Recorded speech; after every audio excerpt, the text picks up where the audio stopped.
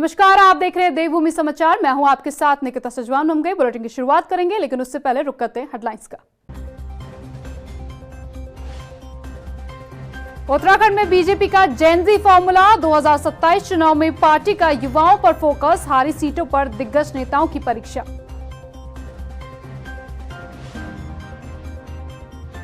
चंपावत के Banbasa railway station पर अब रुकेगी अमृतसर टनकपुर एक्सप्रेस। रंग लाई केंद्र रेल मंत्री से सीएम धामी की मुलाकात। मुख्यमंत्री ने किया था अनुरोध। राजधानी देहरादून में अग्निवीर योजना के खिलाफ कांग्रेस का मार्च। सरकार से की योजना को वापस लाने की मांग। रैली में शामिल हुए पूर्व सैनिक।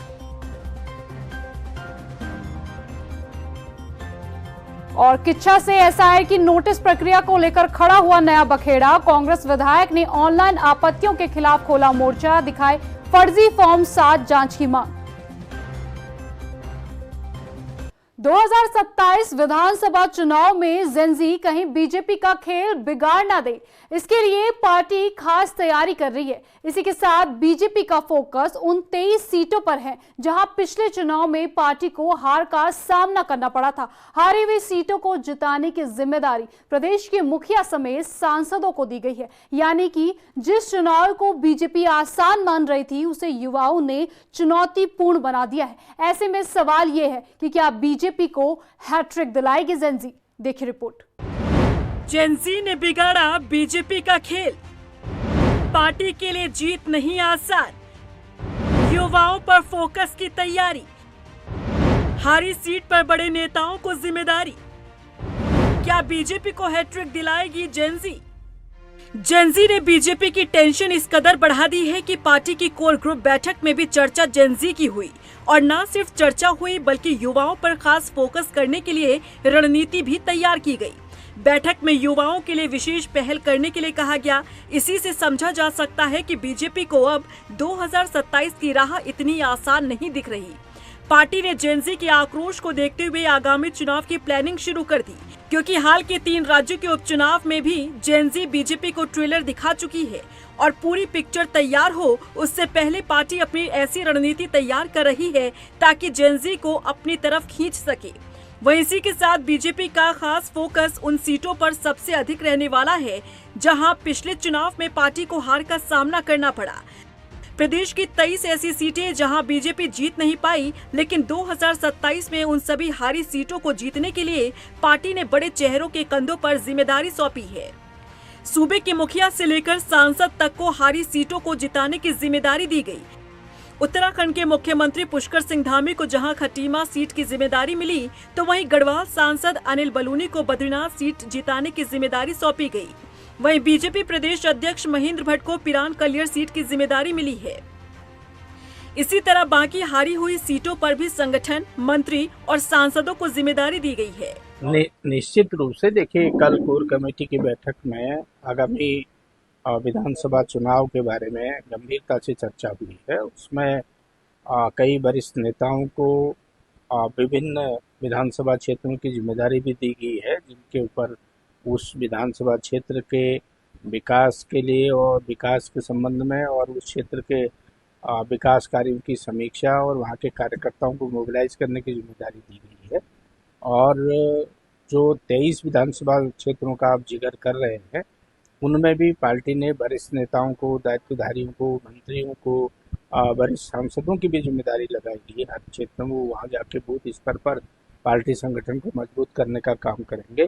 बीजेपी की बैठक और रणनीति को लेकर विपक्षी दल कांग्रेस चुटकी ले रही है। कांग्रेस नेता हरक सिंह रावत कह रहे हैं कि बीजेपी चाहे कितनी भी बैठकें क्यों न कर ले, कोई फायदा नहीं होने वाला। धामी जी को कोई जिम्मेदारी मिली है? जब मुख्यमंत्री रहते हुए धामी अपनी विधानसभा नहीं जीत पाए तो क्या जिम्मेदारी मिली है? आप देखना, जितने मंत्री बने इनमें 90% चुनाव हारेंगे, 80% तो हारेंगे। आप जिस दिन रिजल्ट खुलेगा उत्तराखंड का, 80% मंत्री चुनाव हारेंगे। और जो अभी बने ना मंत्री फुई फाई करने के लिए, अब बाकी क्या करेंगे भाई? 5-6 महीने में तो विभाग को नहीं समझ सकते। मानो स्वास्थ्य विभाग का कोई मंत्री बना सुबोध भाई, 150 सीट के लिए, MBBS की सीट के लिए कितना बेड का हॉस्पिटल चाहिए मालूम नहीं। लोकतंत्र में जब वोटर्स अपनी ताकत को पहचानते हैं तो सरकार से सवाल पूछना आसान हो जाता है। शिक्षा व्यवस्था के मुद्दे पर जिस तरह से दिल्ली के जंतर मंतर से युवाओं की आवाज उठी, उसकी गूंज पूरे देश में सुनाई दी और इस गूंज का असर भी हुआ। युवाओं की इस आवाज और ताकत ने सत्ताधारी पार्टी बीजेपी की नींदें उड़ा दी है। इस कदर बेचैन कर दिया है कि पार्टी को जेनजी के लिए खास प्लान तैयार करना पड़ रहा है। वहीं हारी हुई सीटों को जीतने के लिए पार्टी इस कदर पूरी ताकत झोंक रही है, मानो बाकी सीटों की जीत पहले से ही पक्की हो। बहरहाल देखना होगा कि बीजेपी की बेचैनी के बीच 2027 को लेकर होने वाली ये तैयारी कितना फायदा पहुंचाती है।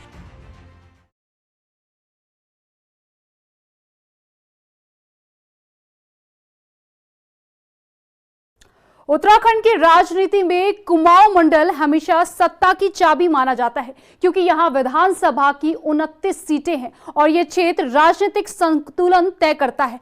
ऐसे में 8 अगस्त को कांग्रेस अध्यक्ष मल्लिकार्जुन खड़गे का हल्द्वानी दौरा एक राजनीतिक कार्यक्रम नहीं, बल्कि 2027 विधानसभा चुनाव की रणनीतिक शुरुआत मानी जा रही है। कांग्रेस के इस रैली के जरिए राहुल गांधी की देहरादून सभा के बाद अब कुमाऊं में संगठन और माहौल दोनों को मजबूती करने की कोशिश कर रहा है। रिपोर्ट देखिए। सत्ता की चाबी पर कांग्रेस की नजर, कुमाऊं में कांग्रेस बना रही पकड़, खड़गे का दौरा कितना डालेगा असर।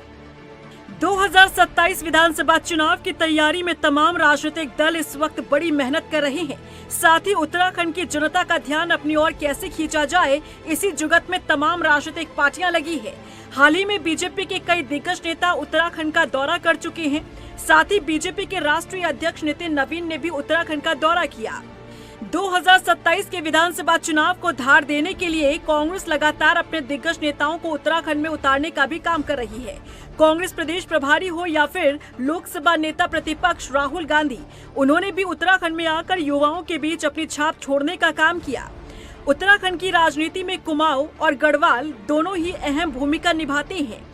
उत्तराखंड में कुमाऊं को सत्ता की चाबी के रूप में देखा जाता है।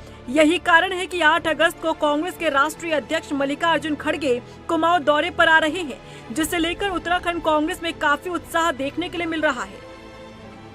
इसके बाद प्रियंका गांधी का भी उत्तराखंड दौरा प्रस्तावित है।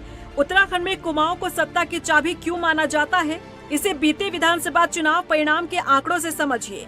बीजेपी और कांग्रेस में आखिर कैसी टक्कर रही। उत्तराखंड की 70 विधानसभा सीटों में से 29 सीटें कुमाऊं मंडल से आती हैं। किसी भी दल के लिए सरकार बनाने में कुमाऊं की भूमिका बेहद अहम रहती है। 2017 विधानसभा चुनाव में कुमाऊं की बात करें तो बीजेपी ने मोदी लहर के बीच कुमाऊं में शानदार प्रदर्शन किया। लगभग 21 सीटें बीजेपी के खाते में गई। कांग्रेस 8 सीटों में सिमट गई। नैनीताल, अल्मोड़ा, बागेश्वर, चंपावत और उधम सिंह नगर में बीजेपी का दबदबा रहा। 2022 विधानसभा चुनाव कुमाऊं में कांग्रेस ने कुछ क्षेत्रों में वापसी की। बीजेपी करीब 18 सीटों पर सिमट गई। कांग्रेस ने लगभग 11 सीटें जीतकर अपनी स्थिति मजबूत की। यानी 2017 की तुलना में कांग्रेस ने करीब 3 सीटों का फायदा उठाया, जबकि बीजेपी को उतना ही नुकसान हुआ। खड़गे की हल्द्वानी रैली में कांग्रेस को 3 बड़े राजनीतिक संदेश देने का मौका मिलेगा। कुमाऊं में संगठन को एकजुट करना, कार्यकर्ताओं में ऊर्जा भरना, बेरोजगारी, पेपर लीक, महंगाई और पलायन जैसे स्थानीय मुद्दों को केंद्र में लाकर बीजेपी को घेरना। वहीं खड़गे के दौरे को लेकर पार्टी के नेताओं में ऊर्जा नजर आ रही है। कांग्रेस के चुनाव प्रबंधन समिति के अध्यक्ष हरक सिंह रावत का कहना है कि खड़गे के दौरे को लेकर कार्यकर्ताओं में उत्साह है। 2027 विधानसभा चुनाव में कांग्रेस 45 से अधिक सीटों से जीत कर आएगी और उत्तराखंड में कांग्रेस की सरकार बनेगी। बहुत फर्क पड़ेगा। अभी बहुत बड़ी ऐतिहासिक रैली हमारी आंधी आए तूफान है। हमारी ऐतिहासिक रैली जो है हल्द्वानी में होने वाली, जगह कम पड़ जाएगी। जिस तरह इन्होंने अगर हमको परेड ग्राउंड दिया होता राहुल गांधी जी छात्रों गूंज के कार्यक्रम में, आप देखते कितनी भीड़ होती। इस बार एक तरफा होगा। मैं आज कह रहा हूं जो माहौल है, पहले मैं कह रहा था 40 से के आसपास सीटें जीतेगी कांग्रेस, अब मैं कह रहा हूं 45 अधिक सीटें कांग्रेस जीतेगी। वहीं बीजेपी कांग्रेस के राष्ट्रीय अध्यक्ष के उत्तराखंड दौरे पर तंज कस रही है। बीजेपी प्रदेश प्रवक्ता मथुरादत्त जोशी ने कहा कि कांग्रेस के जितने भी नेता उत्तराखंड आते हैं वो केवल पर्यटन के तौर पर यहाँ घूमने के लिए आते हैं। क्या जितने भी कांग्रेस के अभी तक के राष्ट्रीय स्तर के नेता यहाँ आए हैं वो क्या संगठन को कमज़ोर करके गए हैं कि अब खड़गे जी आएंगे वही मजबूत करेंगे? कांग्रेस के नेता केवल यहाँ पर राजनीतिक पर्यटन करने के लिए आते हैं और 2-1 दिन राजनीतिक पर्यटन करने के बाद वो वापस दिल्ली चले जाते हैं। माननीय खड़गे साहब राष्ट्रीय अध्यक्ष बनने के बाद दूसरी बार उत्तराखंड आ रहे हैं। पार्लियामेंट के चुनाव में कहीं नहीं दिखाई दिए, नगर निगम के चुनाव हुए, पंचायतों के चुनाव हुए, अन्य चुनाव हुए, तब कहीं नहीं दिखाई दे। निश्चित रूप से असेंबली के चुनाव हैं तो उसमें आएंगे खड़गे साहब भी, क्या अन्य नेता भी आएंगे उसमें, और उनका काम केवल राजनीतिक पर्यटन करना होता है। हल्द्वानी की ये रैली कांग्रेस के लिए मनोबल बढ़ाने और चुनावी अभियान को गति देने के लिए महत्वपूर्ण अवसर है। हालांकि देखना होगा कि खड़गे की रैली के बाद संगठन, उम्मीदवार चयन और जनसंपर्क को कितना प्रभावी ढंग से पार्टी आगे बढ़ाती है, क्योंकि कई बार देखा गया है कि चुनाव नजदीक आते आते कांग्रेस के नेताओं के सुर बदलने लगते हैं और कांग्रेस गुटबाजी का शिकार हो जाती है।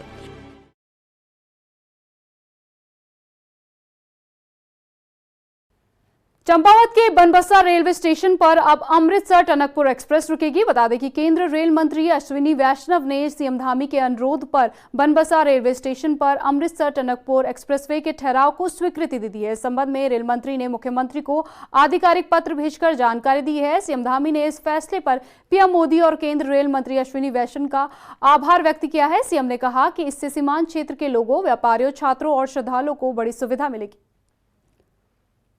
नई दिल्ली स्थित उत्तराखंड निवास में सीएम धामी ने एनसीसी के महानिदेशक लेफ्टिनेंट जनरल वीरेंद्र वत्स से मुलाकात की। इस दौरान एनसीसी महानिदेशक ने दूरस्थ क्षेत्रों में नई एनसीसी इकाइयों के गठन और विस्तार की जरूरत पर जोर दिया। उन्होंने उत्तराखंड में आधुनिक परीक्षण अवसंरचना के विकास और प्रस्तावित एनसीसी अकादमी की स्थापना सहित कई योजनाओं की रूपरेखा से सीएम धामी को अवगत कराया, जहां सीएम धामी ने भी राज्य में एनसीसी के विस्तार को सहयोग देने का आश्वासन दिया। अग्निवीर योजना के विरोध में कांग्रेस ने एक बार फिर हल्ला बोल किया है। देहरादून में कांग्रेस ने मार्च निकाला, जिसमें बड़ी संख्या में पूर्व सैनिकों ने हिस्सा लिया। केंद्र सरकार के खिलाफ नारेबाजी करते हुए उन्होंने अग्निवीर योजना को वापस लेने की मांग उठाई। रिपोर्ट देखिए। अग्निवीर योजना के खिलाफ कांग्रेस का प्रदर्शन। देहरादून में कांग्रेस का हल्ला बोल। पूर्व सैनिकों ने दिया समर्थन। केंद्र सरकार से योजना वापस लेने की मांग।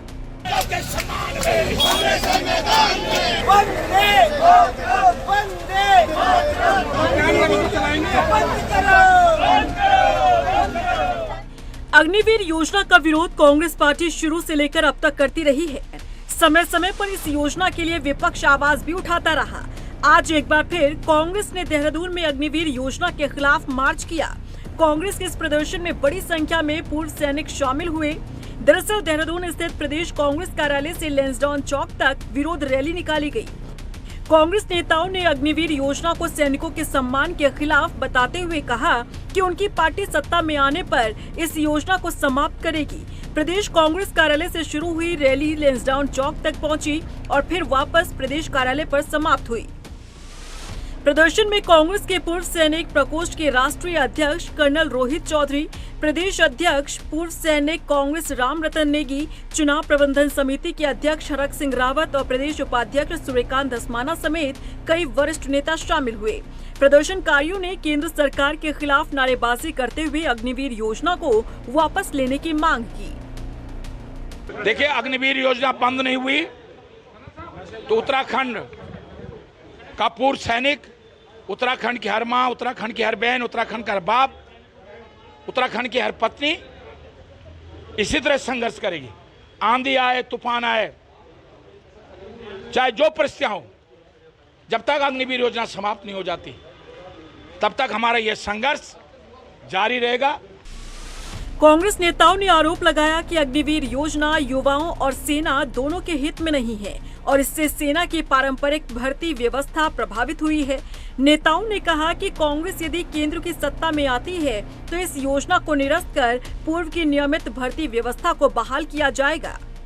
अब उत्तराखंड के लोगों के ऊपर, देश की सुरक्षा के ऊपर जिस तरह से अग्निपथ योजना को थोपा गया है और अग्निवीर 4 साल के अनट्रेंड, कम ट्रेंड सोल्जर्स को हमारे देश की सुरक्षा के लिए भेजा गया है, ये हमारे देश की सुरक्षा के साथ कॉम्प्रोमाइज़ है।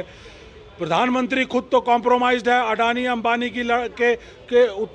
की उत्पत्ति के लिए या उसके विस्तार के लिए काम कर रहे हैं, और इस कॉम्प्रोमाइज्ड प्रधानमंत्री ने हमारे देश को कॉम्प्रोमाइज्ड सेना देने का काम किया है, कॉम्प्रोमाइज्ड सैनिक देने का काम किया है। ये हमें कतई बर्दाश्त नहीं है। कांग्रेस देश की सुरक्षा के साथ है, युवाओं के भविष्य के साथ है।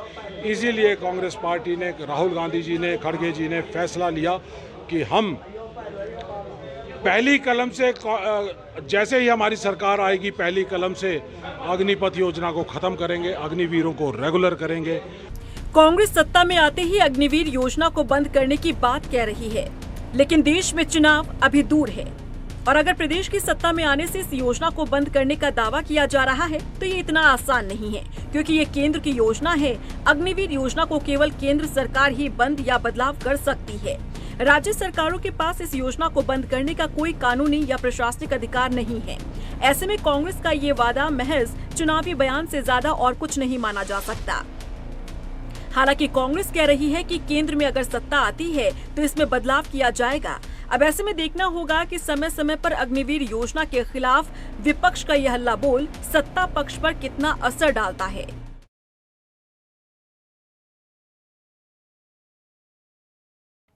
2036 ओलंपिक संकल्प कांवड़ यात्रा को लेकर कैबिनेट मंत्री रेखा आर्या ने हरिद्वार में पंच दशनाम जूना अखाड़ा के राष्ट्रीय महामंत्री महंत हरिगिरि महाराज और अखिल भारतीय अखाड़ा परिषद के अध्यक्ष महंत रविंद्र पुरी महाराज से भेंट कर उनका आशीर्वाद लिया। बता दें कि रेखा आर्या कांवड़ यात्रा 10 अगस्त को हरिद्वार की हर की पैड़ी से गंगा जल लेकर ऋषिकेश स्थित वीरभद्र महादेव मंदिर तक निकाली जाएगी। कैबिनेट मंत्री रेखा आर्या का कहना है कि उनकी कांवड़ यात्रा केवल धार्मिक आस्था का प्रतीक नहीं बल्कि 140 करोड़ भारतीयों के उस संकल्प का प्रतीक है जिसमें भारत 2036 के ओलंपिक खेलों की मेजबानी करेगा। देखिए, कांवड़ यात्रा 10 अगस्त को इसी संकल्प के साथ में ये यात्रा कांवड़ के रूप में की जा रही है कि हम सब लोग चाहते हैं, और ये हमारी जो देवभूमि है वो ऊर्जावान भूमि है, और इस ऊर्जावान भूमि से एक जो राष्ट्रीय संकल्प है जो हमारे देश के यशस्वी प्रधानमंत्री मोदी जी ने लिया है कि 2036 का ओलंपिक जो है वह भारत में ही हो, 2036 का ओलंपिक की मेज़बानी भारत करे, भारत जो है वह खेल महाशक्ति के रूप में उभरे। तो ये दोनों ही संकल्प को जो है वो पूर्ण करने के लिए खेल मंत्री होने के नाते और इस देवभूमि होने के नाते जहाँ से हर विचार को एक ऊर्जा जाती है, वो ऊर्जा देने के लिए जो एक संकल्प का धारण 10 अगस्त को होगा। ये संकल्प हमारे महंत हरिगिरि जी महाराज जी के, जो कि जूना अखाड़ा के महामंत्री भी हैं और उसके संरक्षक भी हैं, उनके आशीर्वाद से ये संकल्प लिया जाएगा। और किच्छा से एसआईआर की नोटिस प्रक्रिया को लेकर नया विवाद सामने आया है। कांग्रेस विधायक तिलक राज बेहर ने आरोप लगाया कि हजारों मतदाताओं के खिलाफ फर्जी तरीके से ऑनलाइन आपत्तियां दर्ज करवाई जा चुकी हैं। उन्होंने दावा किया है कि अब तक करीब 2000 मतदाताओं ने नाम वोटर लिस्ट से काटे जा चुके हैं। मामले में उन्होंने उप जिलाधिकारी गौरव पांडे से शिकायत की है। शिकायत में बताया गया कि महज 4 दिनों में हजारों मतदाताओं के खिलाफ ऑनलाइन फॉर्म 7 को भरा गया है। बता दें कि कांग्रेस विधायक तिलक राज बेहर ने फर्जी शिकायतकर्ताओं के खिलाफ सख्त कार्रवाई की मांग की है। उधर उप जिलाधिकारी गौरव पांडे ने भी जांच की बात कही है। भारतीय जनता पार्टी के लोग आपत्तियां लगाकर वोट कटवाने का काम कर रहे हैं। 2000 वोट जिस दिन से ये शुरू हुआ है उस दिन से 2 तारीख से 1 तारीख से लेके और 4 तारीख तक 4 दिन में इन्होंने 2000 वोटों पे आपत्तियां लगाई हैं और एक विशेष वर्ग पे लगाई हैं। मुस्लिम समुदाय को वोट से वंचित करना चाहते हैं, तो इस तरह से नहीं हो सकता। मैंने उसकी कंप्लेंट की है। 2000 वोट दिखाए हैं उनको जो एक ही वर्ग के कट रहे हैं, काटने के लिए किया गया। मेरी जोगदंडे से बात हुई है चुनाव आयोग से भी, उनका भी कहना है, एसडीएम साहब को भी हमने पूरा रिटर्न में सारी डिटेल्स के साथ दिया है। जिन लोगों ने आपत्तियां लगाई हैं अब तक 100 कुछ लोग 22 लोग हैं, और इसमें कुछ लोग तो ऐसे हैं जिन्होंने 90-90, 50-50, 40-40, 80-80 आपत्तियां लगाई हैं। संबंध में ही बातें कही गई हैं कि मल्टीपल शिकायतें की जा रही हैं, इत्यादि इत्यादि काफ़ी सारी बातें की गई हैं। मैं फिर से वही बात कहूँगा कि एक प्रक्रिया का हिस्सा है, और जो आप जानते हैं ECI की सारी चीज़ें ऑनलाइन भी चलती हैं और प्रक्रिया के तहत ही जो उसके नेक्स्ट फेज़ हैं उसमें नोटिस इत्यादि जारी करके सुनवाई करके उनका निस्तारण किया जाएगा। प्रदेश में SIR प्रक्रिया के तहत जारी हुए नोटिस को लेकर नई बहस छिड़ गई है। गदरपुर से पूर्व कांग्रेस विधायक प्रेमानंद महाजन ने निर्वाचन आयोग पर सवाल उठाए हैं। उनका कहना है कि विधानसभा चुनाव से पहले कई लाख पात्र मतदाताओं को वोट काट सकता है। उधर बीजेपी विधायक अरविंद पांडे ने कांग्रेस नेता प्रेमानंद महाजन के लगाए गए आरोपों को खारिज किया है। उनका कहना है कि जरूरी दस्तावेजों के सत्यापन के बाद वोटर लिस्ट को सही किया जा रहा है। नाम कटवाना, किसी का नाम 2 जगह खुद ही कटवाना चाहे तो फॉर्म नंबर 7 भर दे, नाम कट जाता है। नाम नंबर 8 प्रपत्र का जो 8 नंबर है, इसमें नाम के त्रुटि संशोधन के लिए है। त्रुटि किसी के नाम पे कोई अक्षरिक ज्ञान वो आपके त्रुटियां हैं, कोई नाम शॉर्ट कहीं पूरा नाम लिखा था तो कहीं शॉर्ट हो गया, तो कुल मिला के उन त्रुटियों को सुधार करने के लिए तो इस समय जो बड़ी समस्या है जिसमें ये अभी कम से कम 1,500 वोट बल्क के हिसाब से काट दिया है, लोगों को पता ही नहीं है। ये जो नोटिस को अलावा ये खेल है। कुमाऊं में SIR को लेकर मिल रही शिकायतों के बाद कमिश्नर दीपक रावत ने हल्द्वानी तहसील के कई मतदान केंद्रों का स्थलीय निरीक्षण किया है और उन्होंने बूथ पर चल रहे SIR के कार्यों का जायजा लिया। कुमाऊं कमिश्नर ने मतदान केंद्रों पर उपलब्ध अभिलेखों, प्रपत्रों और सत्यापन प्रक्रिया को भी जांचा। बता दें कि उन्होंने अधिकारियों को निर्धारित समय सीमा में मतदाता सत्यापन प्रक्रिया को पूरा करने के निर्देश दिए। SIR की प्रक्रिया अभी गतिमान है और पूर्व में जो सिस्टम से नोटिस जनरेट हुए हैं विसंगतियों की वजह से उनकी सुनवाई अलग अलग बूथ्स पे चल रही है और इसमें BLOs को भी निर्देश हैं कि वो अपने बूथ्स पे अवेलेबल रहेंगे और जो AEROs हैं उनका भी एक शेड्यूल बना हुआ है कि किस तारीख वो कहाँ पे रहेंगे। सबसे पहले तो मैं ये देखना चाह रहा था कि जो विसंगतियाँ आई हैं उसकी तामीली की क्वालिटी कैसी रही है, कैसे हुई है। तो सबसे अच्छी बात यह है कि तामीली सबको हुई है और जो उसमें रसीदें हैं वो भी हमारे पास ली गई हैं, फोटोग्राफ्स भी लिए गए हैं, उसमें कहीं कोई दिक्कत नहीं है। उसके बाद जो विसंगतियां हैं इसमें बहुत बड़ा परसेंटेज वो है जो कि नाम की विसंगति है। उसमें स्पेलिंग मिस्टेक भी हो सकता है, फादर के नेम में कुछ हो सकता है कि थोड़ा बहुत एक आध अक्षर इधर उधर हो गया हो और कहीं पे नाम इंग्लिश में लिखवाया हो, उसमें गलती हो, बहुत मामूली है। तो मैं आपके माध्यम से एक्चुअली पब्लिक को भी ये बताना चाह रहा हूँ कि सिस्टम से जनरेट हुई हैं और उद्देश्य इसका ये है कि इलेक्टोरल रोल साफ सुथरा हो, हेल्दी हो। तो इसमें किसी प्रकार का घबराना, कोई पैनिक का ये इश्यू नहीं है। उत्तराखंड में चारधाम यात्रा नए रिकॉर्ड बना रही है। मॉनसून के सीजन में भी बड़े पैमाने पर श्रद्धालु 4 धामों में पहुंच रहे हैं। पर्यटन सचिव धीराज गर्ब्याल ने बताया कि अब तक करीब 47 लाख से ज्यादा श्रद्धालु 4 धामों में दर्शन कर चुके हैं। उनकी माने तो इस साल की यात्रा पिछले सारे रिकॉर्ड तोड़ने वाली है। उन्होंने बताया कि पिछले साल की यात्रा में करीब 50 लाख श्रद्धालुओं ने दर्शन किए थे, लेकिन इस साल मानसून सीजन में हर दिन केदारनाथ और बद्रीनाथ धाम में 8,000 श्रद्धालु दर्शन के लिए पहुंच रहे हैं। उनका कहना है कि पर्यटन विभाग केदारनाथ धाम के पुराने रूट को भी तैयार करवा रहा है। इस बार देखिए, इस बार यात्रा बहुत अच्छी तरह से चल रही है और लास्ट ईयर जो संख्या लगभग 50 लाख के करीब थी वो 46 लाख ऑलरेडी क्रॉस कर चुके हैं। और जैसे आजकल भी बरसात के टाइम में आपके केदारनाथ हो या बद्रीनाथ में हो, लगभग 8-8 हज़ार से ज़्यादा लोग वहाँ पर दर्शन के लिए श्रद्धालु जा रहे हैं। और वैसे भी हेमकुंड साहिब में जो लास्ट ईयर लगभग 2 लाख लोगों ने विज़िट किया था, वो ऑलरेडी वो संख्या नंबर्स वगैरह क्रॉस कर चुके हैं। तो कुल मिला के अगर बद्रीनाथ और केदारनाथ में अगर हम देखते हैं तो लगभग 16.5 लाख लोगों ने बद्रीनाथ में विज़िट कर लिया और 14.5 लाख के करीब लोगों ने केदारनाथ धाम के दर्शन कर लिए हैं। और यमुनोत्री और गंगोत्री में 6.5 लाख और 7 लाख के करीब श्रद्धालुओं ने विजिट कर लिया। गुरुवार को कैलाश मानसरोवर यात्रा का 9वां दल अपने अगले पड़ाव के लिए रवाना हुआ।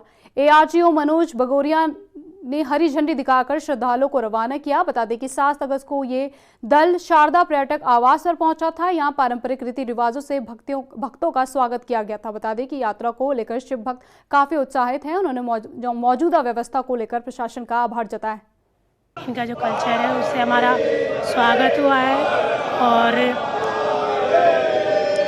मोदी जी ने और यहाँ के मुख्यमंत्री जी ने बहुत ही अच्छी व्यवस्था की है और यहाँ का कल्चर बहुत अच्छा है। यहाँ के कल्चर की जो ड्रेसेस वगैरह है, संस्कृति है, उससे उन्होंने हमारा स्वागत किया है। कैलाश मानसरोवर यात्रा के 9वें दल को हमने इसको झंडी दिखाई है। इससे पहले जो हमारे 8 दल पहुंच चुके हैं और 5वां दल, मैं अभी जैसे जानकारी जुटा रहा था यहाँ के टीआरसी मैनेजर से, 5वां दल जो है आज हल्द्वानी पहुंच रहा है, वापस लौट रहा है और हम जो है 8 दल अभी तक पहुंचा चुके हैं। मैं सभी आगंतुकों, श्रद्धालुओं को इस यात्रा हेतु शुभकामनाएं प्रेषित करता हूं और बहुत बहुत मंगल कामनाएं प्रेषित करता हूं। और इस बुलेटिन में फिलहाल इतना ही, लेकिन जाते जाते एक बार फिर रुक करेंगे हेडलाइंस का। उत्तराखंड में बीजेपी का जेनजी फॉर्मूला, 2027 चुनाव में पार्टी का युवाओं पर फोकस, हारी सीटों पर दिग्गज नेताओं की परीक्षा।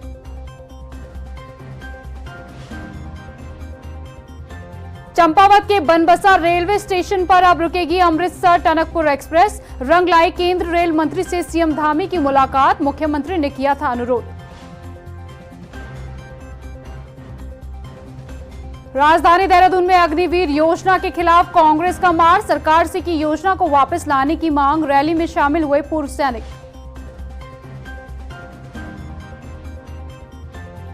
और किच्छा से एसआईआर की नोटिस प्रक्रिया को लेकर खड़ा हुआ नया बखेड़ा, कांग्रेस विधायक ने ऑनलाइन आपत्तियों के खिलाफ खोला मोर्चा, दिखाए फर्जी फॉर्म 7 जांच की मांग।